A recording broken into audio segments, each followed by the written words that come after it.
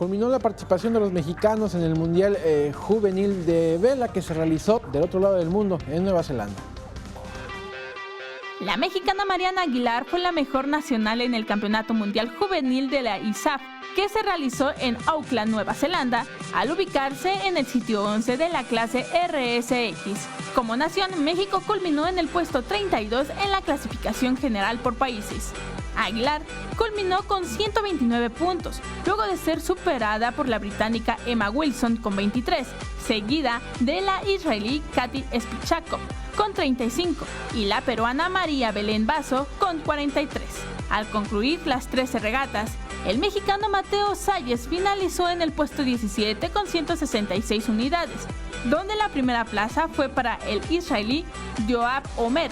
En el segundo lugar se ubicó el holandés Sil Oextra y el tercer sitio fue para el chino Chen Hao Chen. En tanto que en la clase 420, la pareja de José Aguilera y Juan Martínez terminó 22 con 161 puntos tras 9 regatas. Vianey Zárate, 21 Noticias.